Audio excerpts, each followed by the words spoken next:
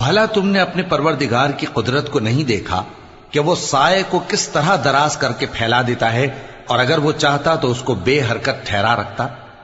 پھر ہم سورج کو اس کا رہنما بنا دیتے ہیں، پھر ہم اس کو آہستہ آہستہ اپنی طرف سمیٹ لیتے ہیں۔ اور وہی تو ہے جس نے رات کو تمہارے لیے پردہ اور نیند کو آرام بنایا